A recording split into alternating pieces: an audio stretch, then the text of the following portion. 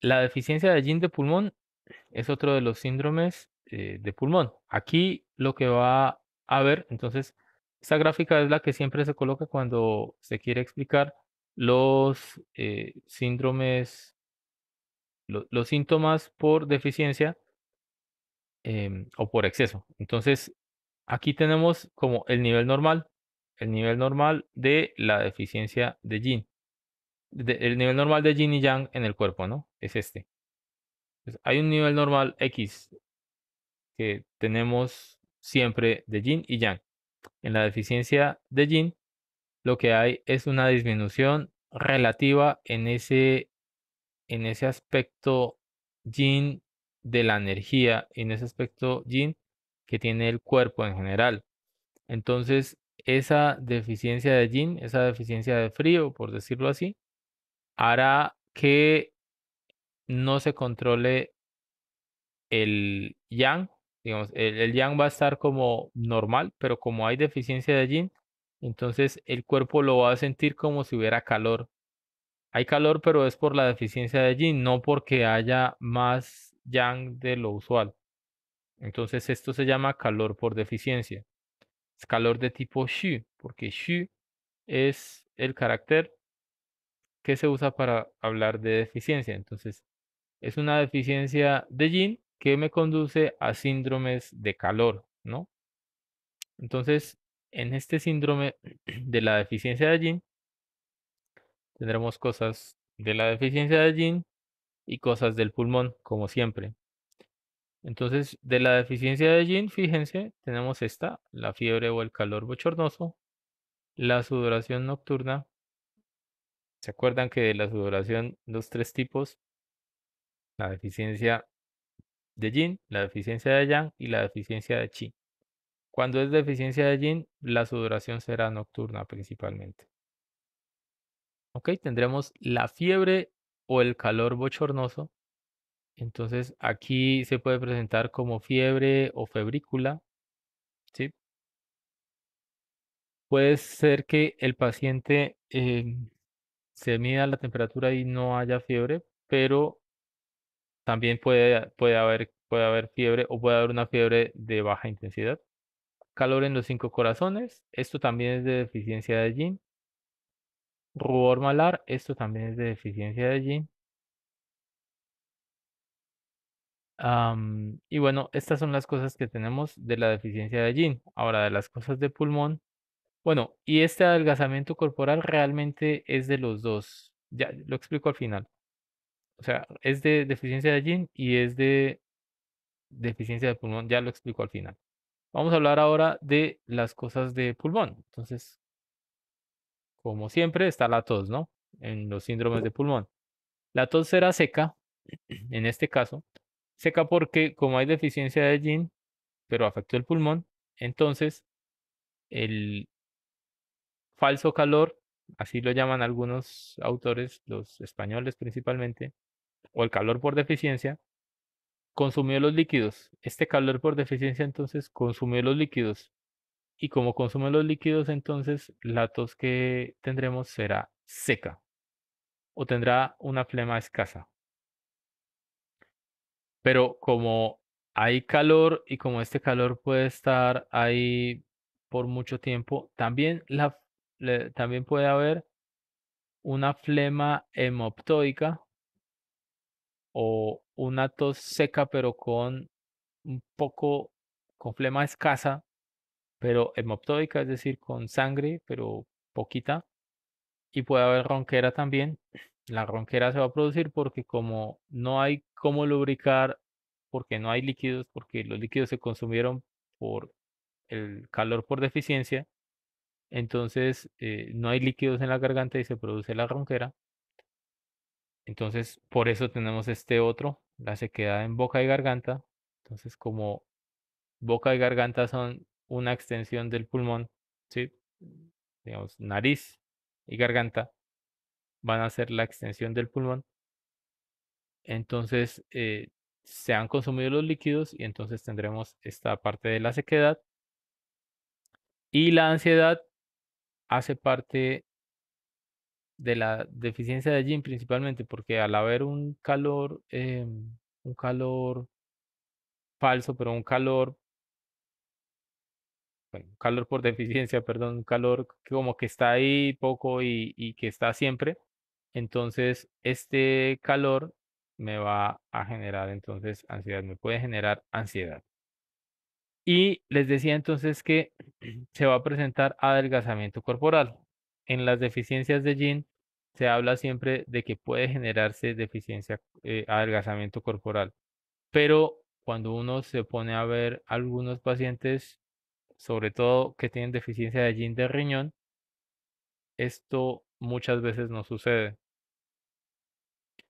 En el caso de la deficiencia de yin de pulmón, sí, porque como el pulmón está relacionado con la energía tan directamente, ¿no? Con la energía del día a día que se tiene para funcionar como normalmente, si hay deficiencia de yin de pulmón, entonces este calor en pulmón hará que el gasto energético sea mucho mayor. Cuando hay un gasto energético mucho mayor día tras día, consumiendo todo el tiempo más energía de la que el paciente, digamos, consume, entonces el aporte será menor a el gasto. Como hay más gasto energético dado por el calor en pulmón, que hace que el pulmón trabaje más y que, sí, digamos que tenga este consumo adicional, entonces como el gasto es mayor que el ingreso, y como el gasto energético es mayor que el, el ingreso energético, por decirlo así, entonces se va a producir adelgazamiento corporal. Y esto es más común en pacientes que tienen deficiencia de energía de pulmón, de yin, perdón, deficiencia de yin de pulmón. Por supuesto que si tenemos deficiencia de yin de corazón, deficiencia de yin de riñón, también podríamos presentarlo, pero no es tan común y sí es mucho más relevante y mucho más común en este síndrome de deficiencia de yin de pulmón. Aquí tendremos un pulso delgado y rápido. Es delgado porque la sangre no, eh, como hay deficiencia de yin y el yin es un componente de la sangre, entonces la sangre es un componente yin, perdón, entonces el, el pulso podrá ser delgado, digamos, cuando lo tocamos aquí en los dedos, puede ser un pulso delgado y es rápido porque pues habrá calor por deficiencia y el calor hace que las cosas vayan más rápido, que la sangre vaya más rápido. La lengua puede estar roja y sin saburra, que es lo más común cuando esto es muy, muy crónico. Entonces, esta saburra desaparece, pero también podremos tener una lengua roja con una saburra escasa y seca. Entonces, seca porque se han consumido los líquidos, pero es escasa porque aún no se han consumido completamente. Cuando se consumen completamente, entonces esta lengua con saburra seca y escasa se convierte en una lengua sin saburra. Es como un continuum, ¿sí? También podemos tener pacientes que tienen largo tiempo de esta deficiencia de yin de pulmón y que tienen saburra aún, pero pues la característica será que esta saburra será escasa y será seca. Este síndrome se puede producir por todas estas cosas, por cansancio excesivo, tos prolongada, puede ser por calor excesivo y crónico, puede ser por otras cosas, por insuficiencia de yin de riñón, por exceso de yang de corazón e hígado, entre muchas otras cosas, ¿no? Puede ayudar a que este síndrome esté más presente, tomar abundantes alimentos amargos templados como café. Esto puede ayudar a que esté más presente. Alimentos picantes y calientes porque van a secar los líquidos orgánicos.